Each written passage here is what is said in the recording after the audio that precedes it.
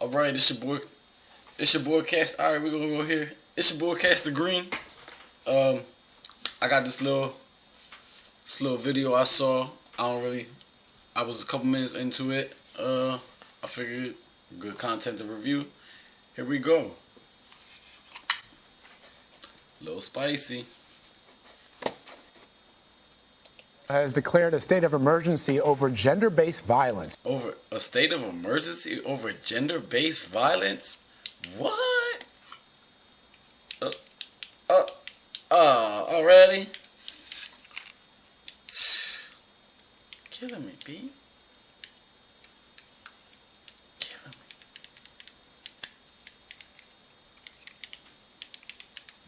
me. Already. Oh, over gender-based violence. What? Its newly sworn-in governor, Pedro Pierluisi, Pedrito, what you got? signed the executive order on Sunday to address a wave of killings targeting women and transgender people on the island. A wave? A wave of people. All right. All right. Well, at least I ain't tell me about that. The order will be in effect until June 30th of 2022. The emergency declaration makes good on one of his key campaign promises. 2022. Sierra Ortiz Blanes is a reporter for the Miami Herald and El Nuevo Herald. She has been following the latest developments from Puerto Rico. So this measure is somewhat unusual. Why was an emergency declared to combat gender violence on the island? So she's nobody. Risen to that level. Absolutely. Thanks for having me on today. So Puerto Rico has a high rate of femicides. A study from Kilómetro Cero and Proyecto Matria, My fault. I'm just gonna throw out there. I never heard of femicides before this video. which are two island-based rights group, found that one woman is killed every 7 days on the island. For years now, women's groups and anti-violence collectives, have taken the streets, organized to push for this emergency declaration. Wow, I'm curious to know what all is entailed with this declaration. This isn't a state of emergency. Is something we play with, something we throw around. That's not something we taking lightly. You know what I'm saying? So, there's got to be a lot of stuff in the background, some stink in the ink, where declaring places a state of emergency to me is a catastrophic event. You know what I'm saying? I know we should be recognizing every death, but to legislate, change over gender violence, hold up, it can't be just men and women. Anyway, I'm not gonna say it. I watched some of it. I didn't watch the whole. I got a couple seconds in and got hyped. I was like, oh, I'm about to review this. So excuse me. So Pedro Pierluisi, the current governor who's been in power for less than a month, promised in his campaign and platform that he would declare a state of emergency, which proposes a series of long-ranging initiatives that allocate funding and government resources to address gender violence on the island. Why? I don't understand why we think it's, oh, okay, we need money to fix this problem right away. Where's that money going to that's going to fix people from... Because I see it right there, the rainbow. I get it. I see where we're going with this. If people aren't accepting, how is money going to change that? Making commercials? Lining people's pockets? That's what we're doing? All right. We're just going to pretend, right? All right. What I thought was really interesting about your article is it seems as if Pierluisi is sort of recognizing that this issue, kind of what we're seeing, the most extreme version, women being and transgender people being killed, the roots require a comprehensive, they have to tackle it in a comprehensive way, that they're looking not only at justice, but also at what children are being taught in school, whether or not women are being paid equally. Yo, that's something that keeps being thrown around. I don't know if y'all noticed it or not, but ever since the PBS guy was talking about Trump supporters getting having their kids taken away from them and having them, how do you say, retaught or something, basically brainwashed. And I keep seeing this, what kids are taught in schools narrative thrown around. Well, I just had an incident with Head Start of Lancaster. Wrote them and the school. The school was like, that don't got nothing to do with us. Head Start owned it.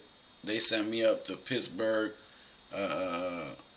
Aisha Wright, she heads Pride group that is about teaching kids about race, right, in the schools.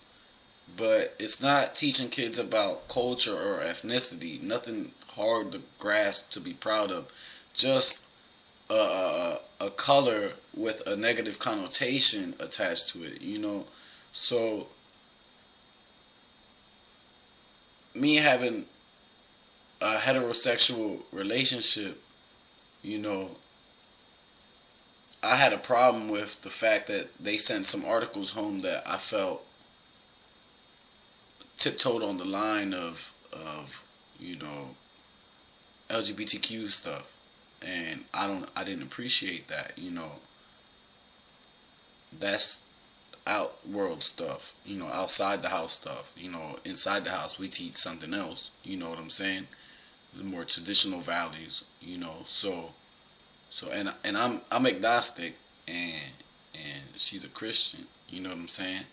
So at that, it's not like I come from a place of, oh, the Bible says, nah, not at all. I just, a plug goes in the socket. There's no two ways around that. There's a song by me, and I talk about that. It's called Tell Me I'm Wrong. So, yeah, back to this. As a messaging to say that they have value. But this order, what specifically will it fund? Absolutely. Your analysis is on point. Gender violence, anti-gender violence groups, part of the reason they consider this a victory is because it... In effect, all right, so, My fault, I forgot. Resources to deal with gender violence. Executive order allocates resources to deal with gender violence. You know what I think of that? Lucky. Initiatives include an advisory committee and mobile app for victims. An advisory committee. That's what we're doing. We're making advisory committees to go tell to. We're making bigger government. All right, I see what we're doing. Let's make government bigger. So that's where the money's going. So, all right.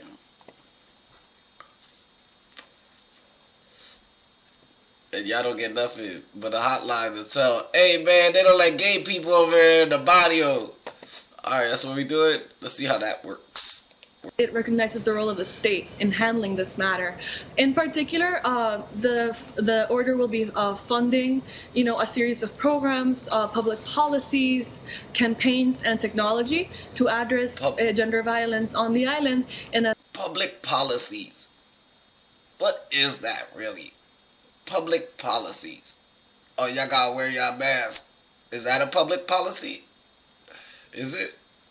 A series of different ways. At a press conference on Monday, the governor did not specify exactly how it will be funded, but those numbers should be coming out soon. And he said that he would be inviting the press to talk about the funding of the order. So violence against women and transgender people on the island appears to have worsened in recent years. I don't understand why we put them together. Why do women have anything to do? What's the association with women and transgender people?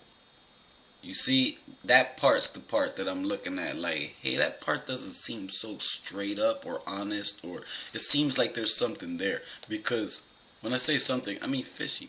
Because, let me ask you, why wouldn't they just say women and transgender women? Oh, that's because transgender men used to be women. So, are we to believe that they are still cared for as women are. Like, they're not men now. They don't have to get the whole "who cares about you" treatment. They don't get that. They're not afforded that treatment.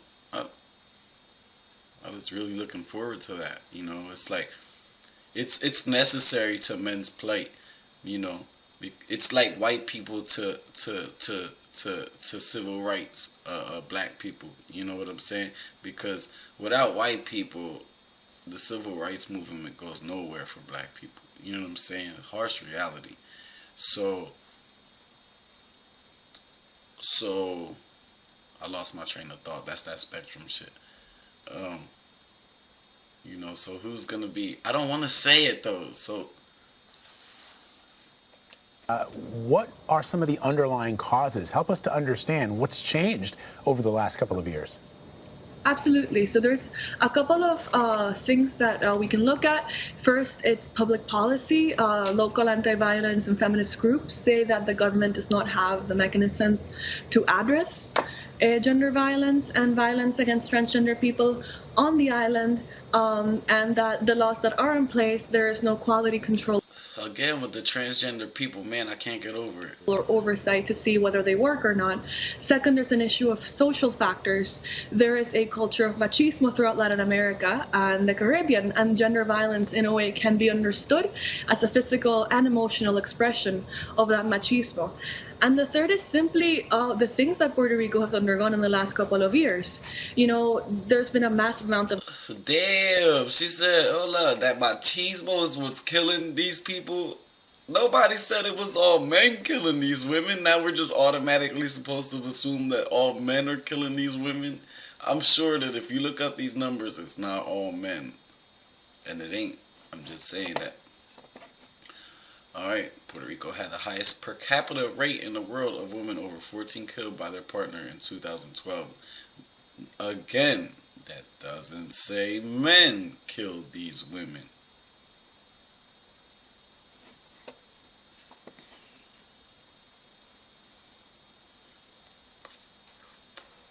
"14 women were killed in 2012. 8 years ago. You pull the stat, the stat is, I don't want to say literally, but appropriately placed. They pulled this stat out of somebody's rear end. You know what I'm saying? Like, come on, man. This is like pulling a 1976 law out of nowhere to get somebody sent upstate when they doing county time. But they too much for the jail, for the prison, the county prison.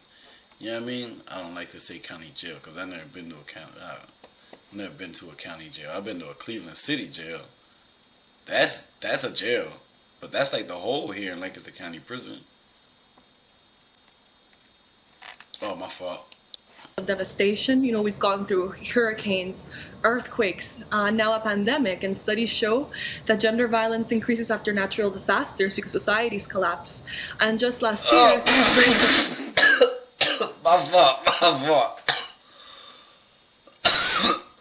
I gotta stop for it. Study from the Observatory for Gender Equity, which is a local watchdog group, that found that there had been 60 femicides, including 6 trans femicides. The observatory includes trans men and non-binary people in their statistical collection to make sure that these crimes are recorded, because they also have an element of hate on the basis of gender and identity. So, you know, it seems that there's been an increase in these kinds of crimes. And hold up. It seems that there has been an increase in these types of crimes. All right. Let's talk numbers. All right. If we have no transgender people last year, all right, there are no transgender deaths. That's simple math. All right. If we have 3 transgender people this year and one of them dies, that's 33% of the transgender people of the entire population. We should make a coalition to combat the deaths of transgender people, because it seems like these types of deaths are on the rise. Is what she's, I mean, this is quite literally what she's saying. I don't have an opinion on it. I may not agree. But I'm saying, I'm not sitting here giving you my opinion.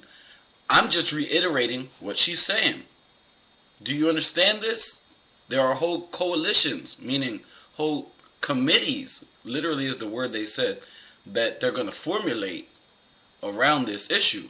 Meaning there's money being taken from our taxes to be used for this issue, but not to be like helping, people.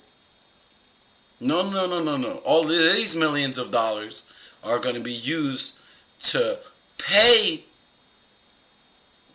people, which won't be you, like the people of the barrio, of the city, of the pueblo, of the hood, of the land. No, it'll be government people. You see, people that isn't you, people that really don't have your best interest at hand. They're gonna their goal, in my opinion, is to undermine you. Oh, you want this? Oh, in jail. Would you like fresh fruit on your trays? Heck yeah. Would you like fresh salad? Yeah, heck yeah. Next thing you know, you're getting yellow romaine lettuce and moldy oranges. Bow, got him. You get what you asked for. And that, as I mentioned, those natural disasters and the pandemic have had an impact on the numbers. So the order calls for an advisory committee tasked with providing education, support, rescue efforts. It also includes a mobile app for victims. How will it all work? Absolutely. So the order has a couple of key components. Amongst them is an official who will work directly with the governor and who is in charge of tracking progress. This was a very important aspect of the order for local groups that address gender violence and violence on the island, because they wanted someone to have, full-time oversight. There's also an advisory committee to recommend policies to the government and provide progress reports as the order is put into place. There's a follow-up program to have public officials check in with people who have filed restraining orders because of domestic violence. It mirrors a program that's already in some municipalities on the island and which has worked according to anti-violence groups. It launches a mobile. I'm always skeptical about the relationships that, like she was talking about restraining orders and stuff.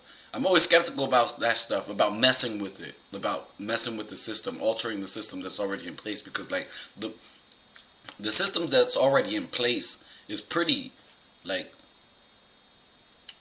I don't want to, it's in my estimate, it's designed with the women to always be, like, their word matters more than a man's, all right?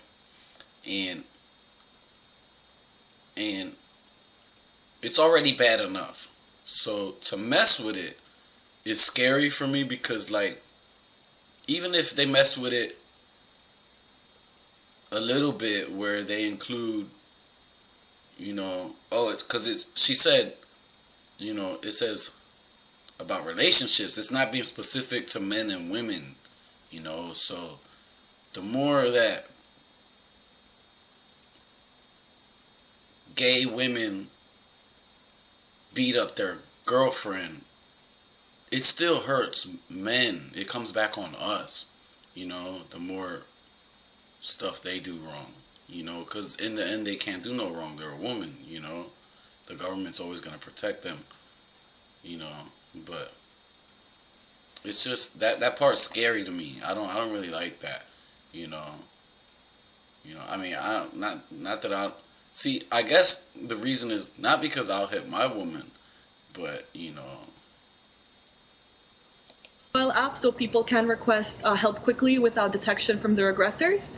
It also launches education initiatives from the curriculums in schools, to expanding curriculum in the public schools, to launching a media campaign to educate the general public. And it also finally recognizes that gender violence has an element of financial abuse and financial vulnerability. She say finally. What's that about? There's something underlying there. It's uncomfortable. Like, how long have... This isn't an issue that I've ever heard about, you know, like...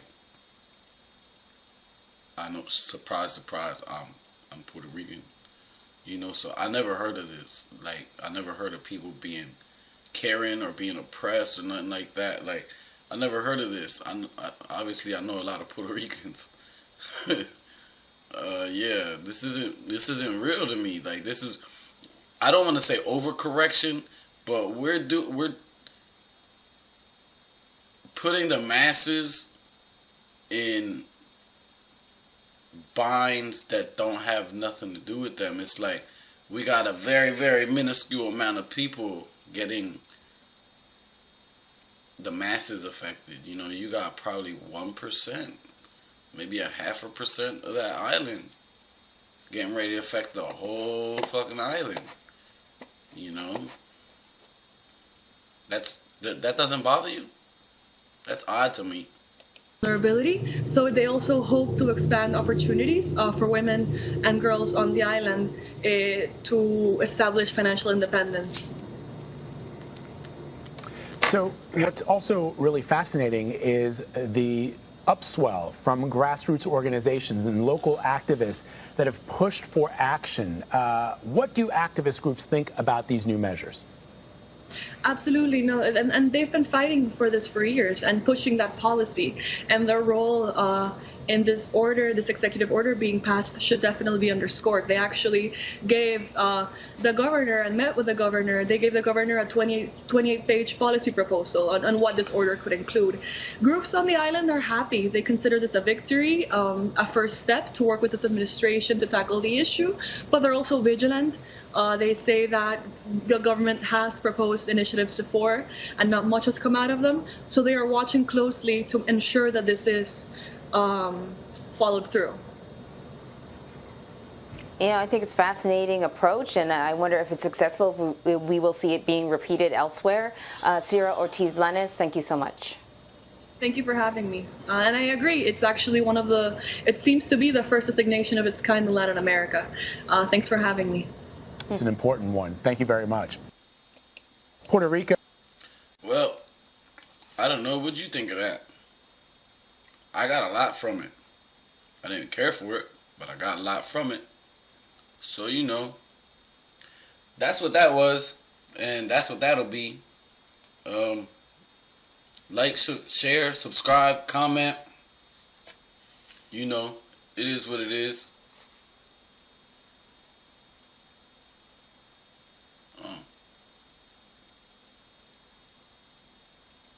I think that camera stopped recording.